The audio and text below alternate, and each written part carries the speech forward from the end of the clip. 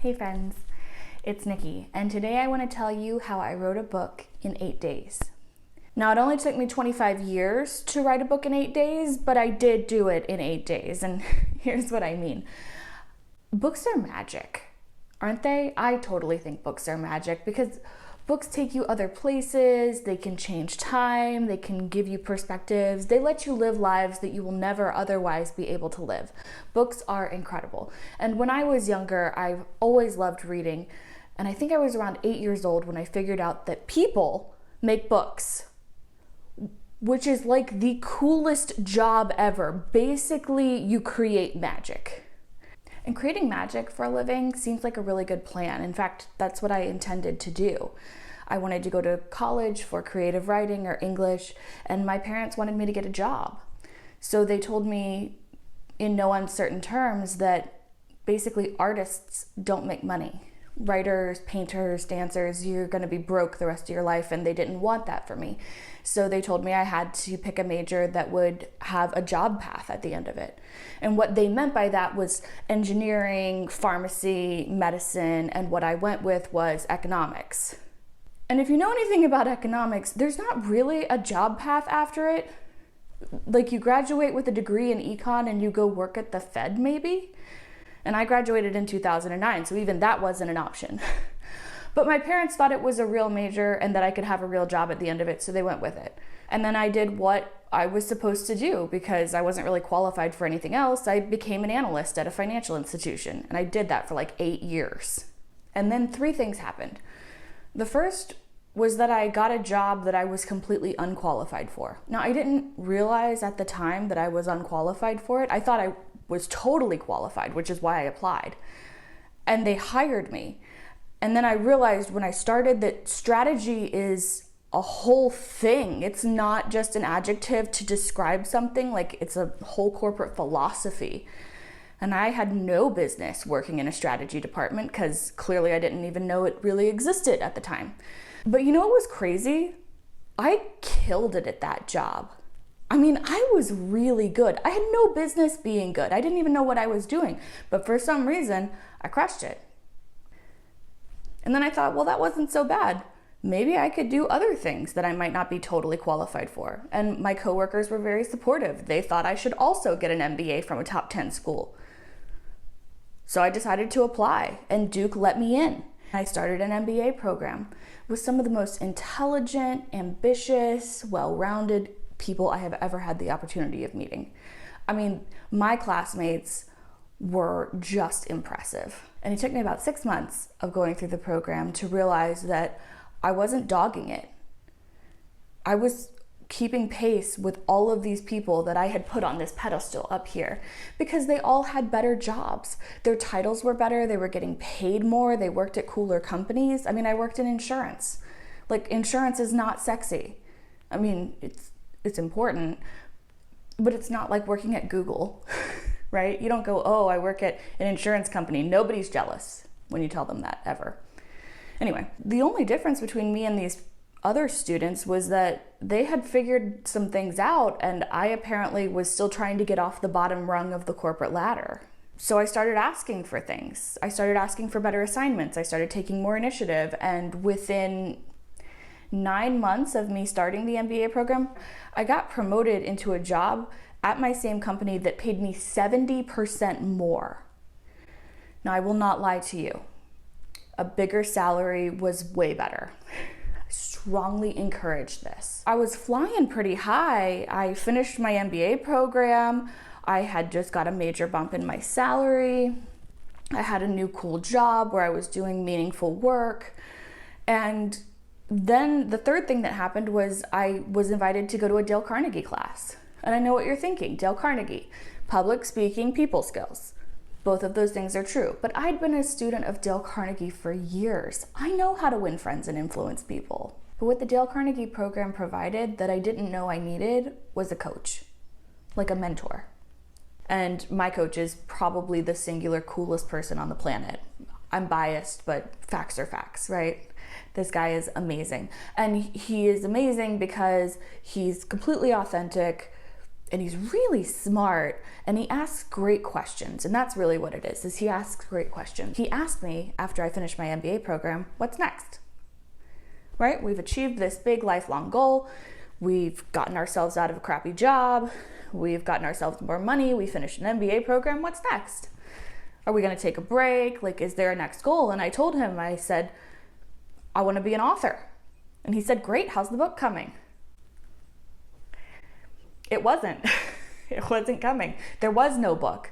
And he asked, okay, are we writing anything? Journal articles, blog articles? I said, no. He's like, are you tweeting or something? No. The answer was no to all of the above. I was not doing any writing. And this is when one of those key questions came in. He asked, hey, not sure about this, but in order to be an author, you kind of have to have stuff written, right? And that was a fair point, that was a fair point. If I wanted to be an author, I probably did have to do some writing. And so I thought about it for a second, and then I gave him my laundry list of excuses. Well, I've never written a book before. I don't know how to do it. Anytime that I've tried in the past, I've failed. You have to have a great idea, or else what's the point in writing at all? And he's like, you've never written a book before? I'm like, correct. He's like, okay, until you write the book, you will still have not written that book before. I'm like,